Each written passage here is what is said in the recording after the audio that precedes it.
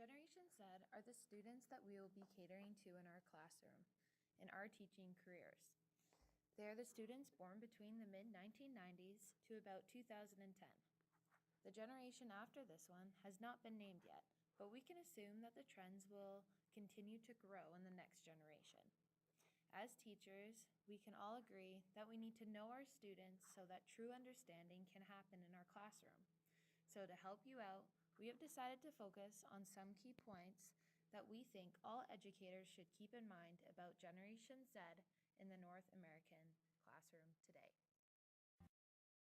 Generation Z students were born into an era of technology. From an early age, their fingertips found screens and they taught themselves how to use technology.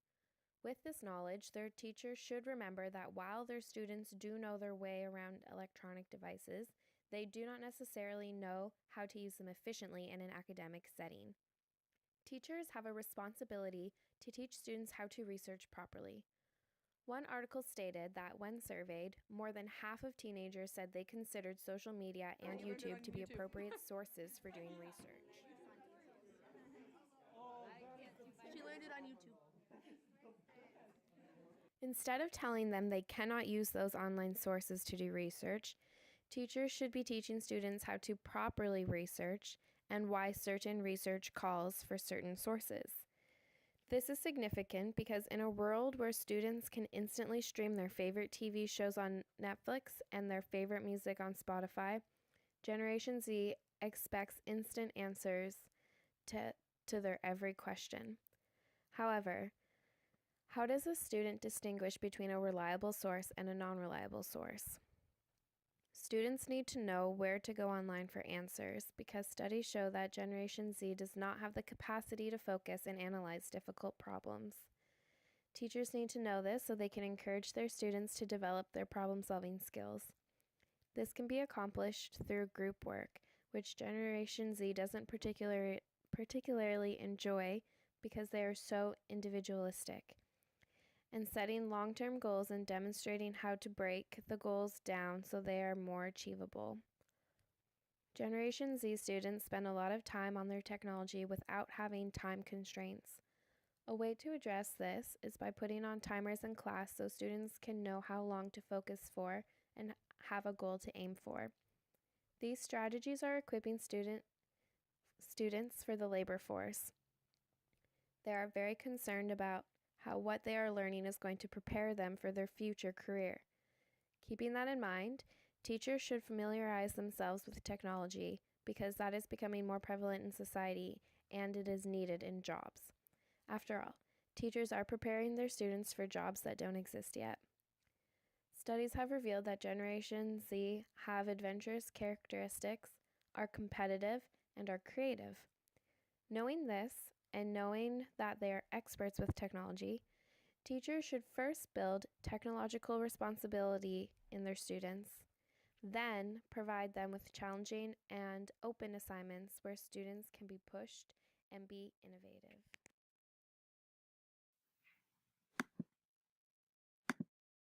Peter Kraft, CEO and co-founder of Evolution Labs, said that millennials may have been digitally native, but Generation Z is mobile and app active, and that Generation Z's lens to the world is a small screen with multiple apps running simultaneously.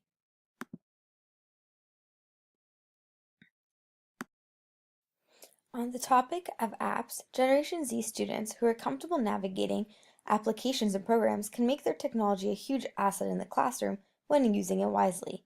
There are many applications available that students can use purely for educational purposes.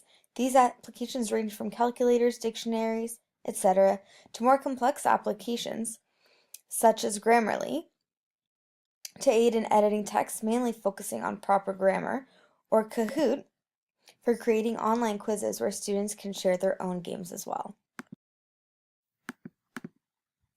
Because of Generation Z's technological competence, students are also able to create, submit, and be assessed online. A very popular way of doing so is through Google Classroom, or just by email. This way, assignments and worksheets can be done and submitted online. This can also save lots of paper for teachers who are willing to allow online assessments. Certain classes in schools are also beginning to see what it would be like to be taught solely through the internet. Sir John A. Macdonald in Waterloo, Ontario was the first school to go virtual. The article states, a Waterloo high school is about to do something unthinkable 5 years ago, send all its students home for 3 days and teach them online. Teachers and students at Sir John A. Macdonald Secondary School will use web-enabled laptops, educational software, smartphones, and devices to deliver lectures and projects, conduct research, hold class discussions, and complete homework. It definitely is a really cool experience to get to go all online for 3 days, says Sorcha McNally. We're also always on our phones and on our computers, so it's kind of a way to get to use those skills for something more than just sitting in a classroom. I don't think the students see it as much of a difference, said Arden White. Everything is already online. Not much is going to change. They're just not going to be going to a physical place every day. Technology has also become very prevalent for teachers to use in communication with parents. Many teachers now use some form of social media or app to keep parents updated with what is going on inside the classroom. Informing parents about acquiring these social media accounts is very important for staying current. They may even seek help from their Generation Z children. A great application for this is EDU blog. Here teachers can create a classroom blog for parents to see. They can share information such as weekly newsletters or lesson plans. Aside from that, students are even able to use this application to create their own work as well.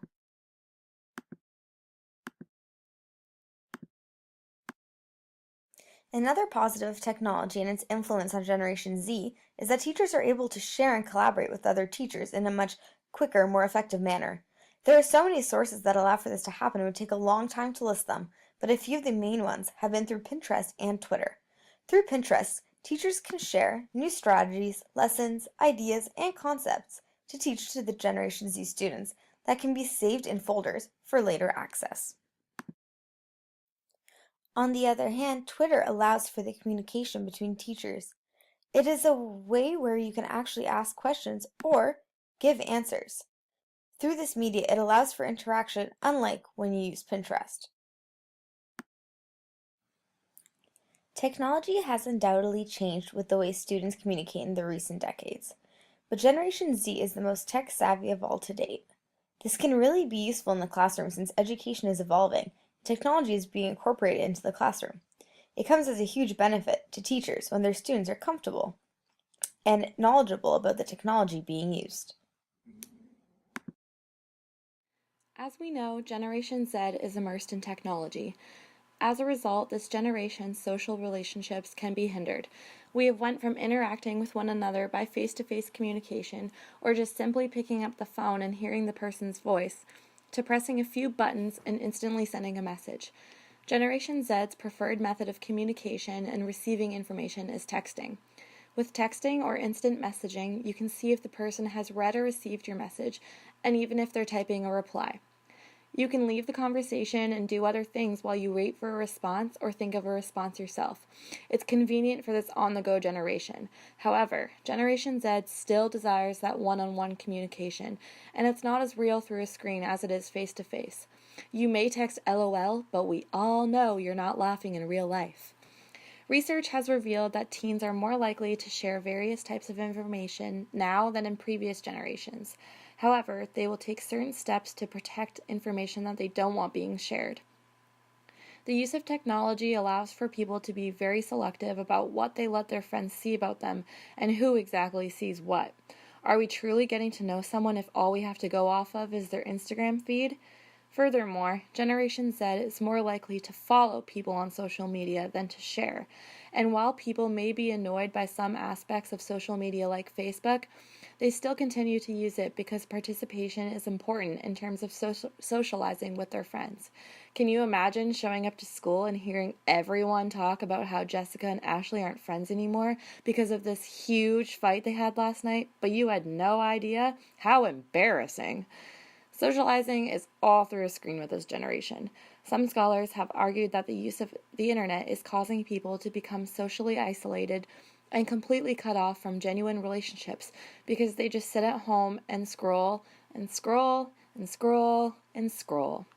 For Generation Z, socialization is more about how many likes they get on their photos and how many followers they have on Instagram and Twitter. It's not real relationships. While the internet does allow for constant contact with friends and family, it's just mostly digital. An article by Kapil and Roy says this has resulted in Generation Z also being called the silent generation. People in Generation Z devote large amounts of their time to browsing the internet, and it's common for time restraints to be non-existent. You might be scrolling and scrolling through Instagram or Twitter, and before you know it, oops, it's 2 a.m. and you still haven't finished writing your English paper.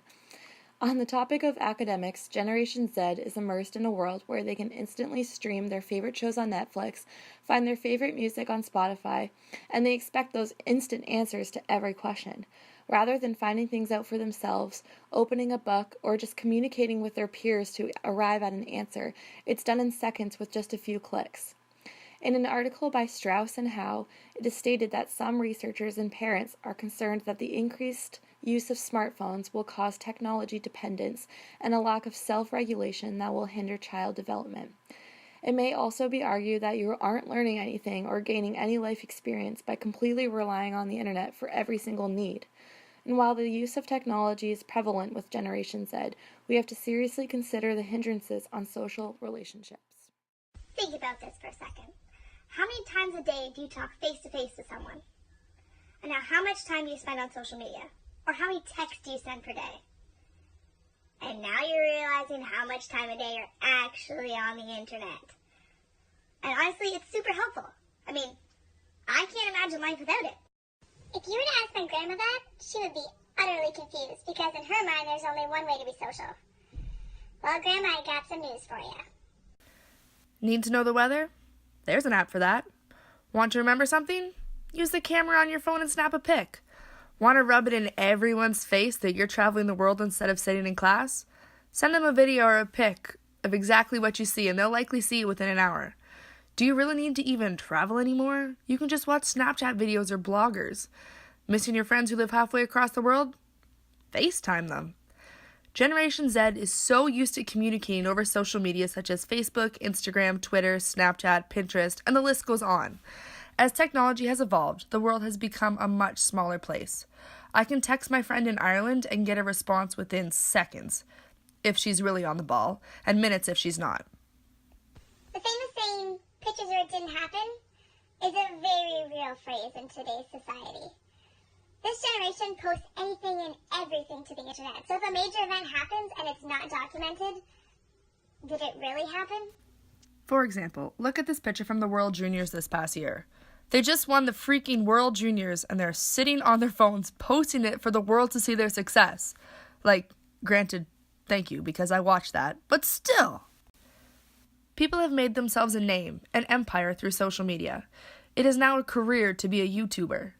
People make some serious money documenting their lives every day and posting it for the world to see. Or people being Insta-famous for posting content that attracts a lot of attention. As a Generation Zer, Google Maps is probably the best invention that has ever happened. When was the last time you pulled out an actual paper map and used it? Like, for me, at least 15 years ago. Why would I go to all the hassle when I could just type the address into my phone and have the lovely Google lady tell me how to get there? And I know what you're thinking right now. Jess, is this at all applicable in the classroom? Why, yes, my friends. Yes, it is. If technology and social media are used in the right way and in moderation in the classroom, the students of Generation Z will excel. The students that you will be teaching will know how to navigate almost every piece of technology better than you. So as a future teacher, take advantage of that. Use online resources when applicable. Encourage your students to use educational apps. And remember, keep an open mindset and positive attitude because even as teachers, we will never stop learning.